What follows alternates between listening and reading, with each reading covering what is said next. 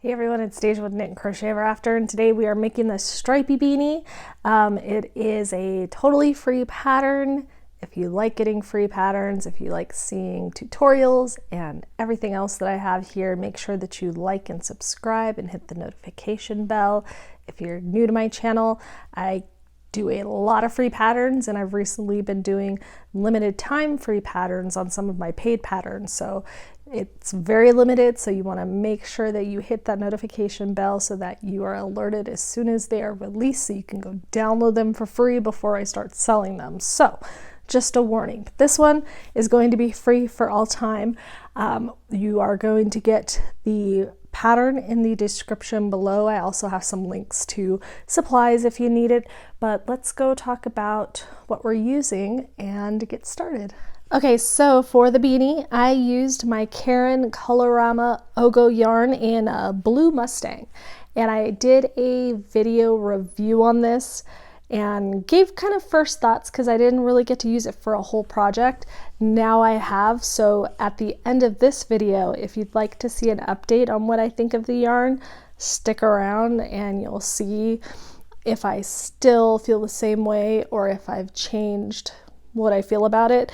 But any bulky yarn will do. This is nice because it already has the colors picked out. I changed the order of them, so that's something I'll talk about at the end as well. But this is kind of nice because it gives you enough to make the beanie as pictured with the multicolored pom-pom. I have the link in the description to the pom-pom maker that I used for this that I love, which is the Clover pom-pom makers. Those things are awesome. I have lots of tutorials on how to use them as well, so you can check that out. But we also used I don't know why I said but, I used a 6.5 millimeter USK hook with this yarn. You can go bigger, smaller, whatever you need to make gauge, because you kind of got to make gauge, but I'll talk to you about kind of adjusting it because it's not really where you need certain stitches for this. You just want it to fit on your head, and this ribbed brim is easy to customize, so we'll talk about that. So let's grab everything and get started with the brim. Okay, one thing I wanted to point out before I start is that I did adjust the colors in the Ogo ring to a different order. I just basically took out this brighter blue and put it at the end so that it didn't show up too much because I wasn't really into that color. I don't know, I didn't, it just seems a little bit too bright for the rest of them, so I used it as kind of the finishing at the very top. I like it in the pom-pom because it gives it kind of a little brightness, but the hat I wasn't totally digging, so I put it up top. I did have enough for the brim to complete with the bigger side of the gray. This side, I don't know why they do this, but they have it split where it begins, so I was able to complete the entire brim with the gray and even a couple stitches of the join, and then I was able to go and do the rest of the colors, and I did the same amount of rows for the rest of the colors and then used the leftover for the pom-pom. So just a little note on the Ogo, you don't have to stick with what's there, you can pull it apart and change the colors around as much as you want. Okay, so we're going to begin with the ribbing around the bottom of our beanie. So it's a very simple stitch. I've already got some of it worked up here. You can see it kind of going in and out, and it's got some stretch to it, so that way if you aren't quite perfect with your gauge, this should still give you some stretch to be able to fit that over your head. And you can always, the great thing with this is that you can put it around your head as you're going just to kind of test it, so that way you know if you have enough room. So it's a really basic stitch. You're going to chain one at the beginning of each row, and this is worked in rows. You'll notice this is flat. This starts off flat. So we're going to single crochet in the back loop only. So if you turn your work, you'll see the V's right across the top. The back loop is the one that's facing away from you, and the easy way to get into it is to take your needle right down the center and kind of push diagonally down. Then you pull up your loop and do your single crochet. So middle, push down, and once you get going on it, it's a pretty quick stitch. So this gives you that ribbed kind of look like in a knit stitch, but with crochet, and gives you that extra stretch. So once you finish off your back loops, your back loop crochets, and you're ready to join this to begin to start working your beanie, you're going to take it, and it doesn't really matter which way you go because it's pretty much identical on both sides. So whatever's just easier for you. I like starting my slip stitch join on the row that I'm in. So I just come and I bring the two pieces together so that my foundation row and my previous finishing row are together. And then I'm going to put my hook under that first stitch, no chains or anything. And then I'm going to put it through that stitch on the very end, yarn over, pull through, and pull through the loop on my hook. And I'm going to tighten these down because I want this to be nice and tight. So again, I'm going to go through both loops so that this is a nice tight join, and pull through everything. So you'll see I have the two V's of that stitch. Then I'm going to go through the stitches from the foundation, pull my tail out of the way, pull that through, pull through. So I do that all the way across. It gets pretty fast once you have this lined up and can get right into those stitches. And then I'm not going to fasten off. I'm just going to go ahead and start working my beanie from here. So the next process is to start working in the round into these stitches that I've made flat. So this takes a little bit of extra effort. So we finished the brim. As I said before in the video, you can adjust it because it is just a flat strip. You can stick it around your head and adjust the size so that you know it's gonna fit. And really simple. So now we are gonna move into the knit stitch single crochet. It's single crochet, but it's a little different. So it ends up looking more like a knit stitch rather than a normal single crochet. So let's get on that, and then we'll be all done and we'll talk about some final stuff and what I think about that yarn. With working in the round from something that was flat, we don't have stitches to work into. It's kind of just side stitches. So we need to take a little extra time to make sure that we're crocheting evenly around. So for the beanie, the stitch count that it gives you, you're going to make sure that you're doing that amount around, but it's not super imperative, super important that you do the same amount of stitches. There's not really a lot of shaping. There's shaping right at the crown, and that's about it. So you don't really have to be exact on your stitches. You can have one extra or one less, and it's really not going to throw you off. So don't get too caught up unless you really like perfection, which I do. So I would probably go back and fix it, but otherwise don't worry about it. So we're going to start with single crochet. So we're going to chain one to get up to height for our single crochet, and we're just going to start working into kind of the top stitch around. So it's really kind of what you like best when you start doing this. I kind of go for these big holes, so you can see that kind of big hole right there.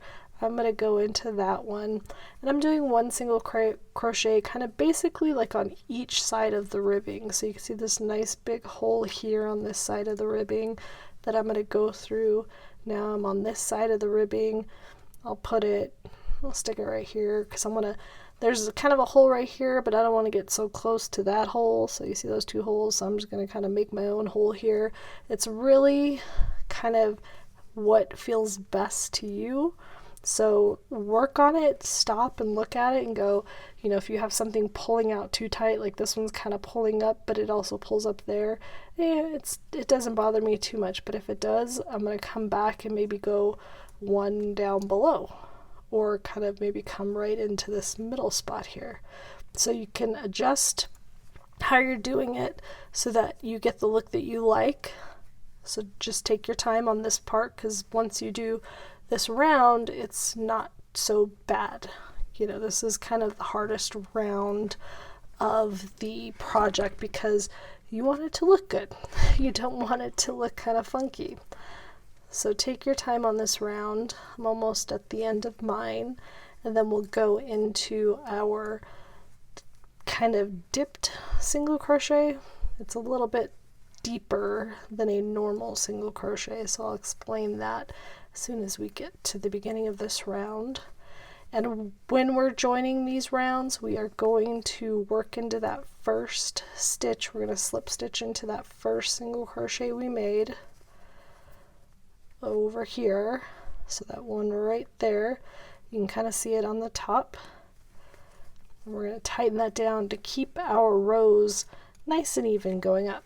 Okay, so the next row is the dip double crochet. So you'll notice that these are kind of worked into the single crochet below it. It gives us this knit stitch. Normally when we work a single crochet, we go under the 2 loops only from the row below, and it creates kind of this delineation that you can actually see. So I'm going to do some so just so you can see what it looks like compared to the beanie behind us. So when you do it, you kind of get that line and a little space from each stitch that's going into not quite the stitch below. It's kind of going into the loops, because you're only doing the loops, you're not going into the stitch. For this look, we're actually going to work kind of into the single crochet, so we're kind of making a little extra. So here's the loop that I first worked into. Here's the single crochet. It's kind of off to the left, so you'll see that we kind of have a little bit of a lean with this. So you're going to kind of reach in between and just kind of force your crochet hook in there. That's kind of the best way to say it. Don't look for anything, just kind of stick it in there, and once you hit that good spot, you'll realize, you know, that you're in there, and it gets you right between. This first row is a little bit more difficult, and I advise you to kind of pull your stitches out, make them nice and loose so that you can really get into them easily. So, and if you get in there too easy, it's because you've missed your stitch. So I probably should have made this original row a little bit more looser. But once I get going, it really picks up, so it's not so bad. So now you can see that these stitches are stacking on top of each other and getting worked right into the actual stitch instead of the loops above. And that's really, and I missed again, these I made way too tight. Make your stitches much looser. It will be much easier to work into. I would start over, but this is a good lesson for you. You can see that I just cannot get into this one because of how tight it is. Oh, you know what? Actually, it's just spread apart. I was in it. Okay, there we go. So you're going to work all the way around, and then you're going to join just like we did with the previous round, where you're in that first single crochet from the row below. And that's what we're doing all the way up, and then some really basic decreasing to finish off the crown, like really basic. You'll see in the pattern, it's just some knit 2 togethers for quite a bit, and then you'll be done. So it's actually a pretty quick project as long as you make your stitches nice and tall for working into the row below. That's kind of your hardest spot. So you'll just keep going and going, change colors when it tells you to change. You'll pull that out from the Ogo. It pulls out pretty easily, and you can change colors. It's got a very clean color change, so you just cut it where the color change is, and then, you know, have a good tail that you can weave in. So you can't really see my tails, but where you join, you'll weave those in, not have a problem. So we just continue until you're done. So let's go do some final thoughts. Okay, so we have finished the beanie. The closing was very simple. The pom-pom, definitely check out my tutorials if you're not familiar with making pom-poms. I use the pom-pom maker. I don't do like cardboard and stuff. It's I invest in that easy pom-pom maker. It's worth my time than doing the cardboard. So I'm not a fan of the cardboard method. If you don't know what I'm talking about, just, you know, search. You will find one that talks about the cardboard. I love the pom-pom maker. I have the link in the description. Brain is going too fast for my mouth. I'm skipping words. So that is the beanie. I hope you liked it. I hope you make a bunch. I hope you tag me on Instagram or Facebook so that I can see what you're making. I would love to. I share you in my stories all the time when you tag me. I love seeing what you're making.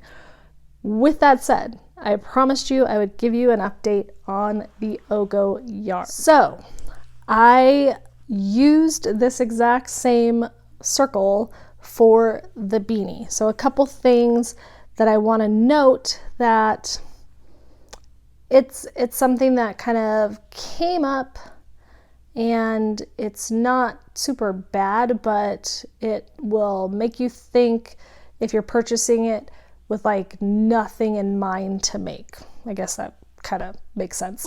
So one of the things is that I wasn't a huge fan of where the color broke. So there's a big portion of gray and then a small portion of gray at the very end. So I started with the big portion. I luckily had just enough to make this size brim all the way around. There was like 2 stitches of single crochet, where's the join? Like 2 single crochets when I started working in the round. So I would have preferred if all of the color was in one, and I could see like maybe if they're trying to do like kind of a cohesive thing and then you end up with this on the top. But even in crochet, I had more than enough yarn to finish the whole beanie. So it would make sense if this thing was just enough to do a crochet beanie, because crochet takes more yarn than knit. Then it would make sense having this so that it could be like the top. But I used it for the pom-pom, so it came in handy that way, but it would have been fine just over here, and I would have preferred that more if I ran out while I was making the brim. Another thing, you can switch the colors around, which I did. So I moved this really bright to the very top so it's not as visible, because it just, I don't know, it wasn't quite working where it was in the circle of life here. So I didn't want that really bright right in the middle, so I moved it to the top so it wasn't as visible. And when you're doing these colors, like it's not like a straight split here, it's like worked inside the next color. So you pull them apart, and I can kind of like, you can see how this blue is inside this white. So when you pull it apart, it creates kind of this messy jumble that kind of defeats the purpose of the Ogo. The whole thing is that you're not getting tangles and you're not having problems with like skeins or whatever, because you're pulling it from the center and it pulls absolutely fabulously. So that is the great thing. Like if you were just working straight around, you're never gonna have a problem. It pulls straight out. It never got tangled once. But once you pull them apart and cut it, you have this big ol' tube, this like gooey duck thing sticking out, where it's all this extra loose yarn, and it tended to kind of get a little tangled because it's like I put it aside to use it later, and it's just this glob of yarn sitting there. So I actually, like when I went to do the pom-pom, I rolled, spun, wound all of the colors into little balls to work from, because it would have gotten really tangled if I just left it in these little, I'm going to call them gooey ducks. If you don't know what a gooey duck, it's Geo duck. Google it. It's like a sea creature, but it kind of reminds me of a gooey duck. So the gooey ducks just kind of got a little bit there. Lastly, what I meant by when I said that if you didn't know what you were going to make, this is not the greatest yarn. And it's kind of for the same reason about separating the colors. Kind of like when I was working on the beanie, trying to get the amount of rows or rounds that I liked best for each color, and I had to frog out because I was kind of going till the end of the very first color, and it was a little bit too high, and I'm like, I'm gonna run out of beanie before I run out of colors. So I frogged back a few rounds, and I just kind of wound it around what was here. So you would think it's not that bad, but once you start pulling it, then you get that kind of skein problem where it kind of pulls everything with it and you start getting tangled. So if you're not sure what you're making and you have to frog, or you think you're gonna frog, this is not the greatest thing, because you have your gooey duck and then you have a ball, you know, if you're gonna try to wind it separately and keep them separate so that they don't get tangled, or if you wind it around, it's just not the greatest. So there are a couple things that aren't totally the best with this idea, but if you are just working straight from the O and you are not going to be switching colors, not going to be like cutting them off, this thing's awesome the way the yarn pulls out. But do I think this is going to be around long term? Probably not for the extra cost that it costs. So if you guys have used the Ogo, I would love to hear what you thought about it. Leave me a comment below. I do love the colors though. The color that it came in, I love these colors. They're just a great little combo. But yeah, you know, that's what it is. So that is the Stripey beanie. I am Deja with Knit and Crochet Ever After, and thank you for watching.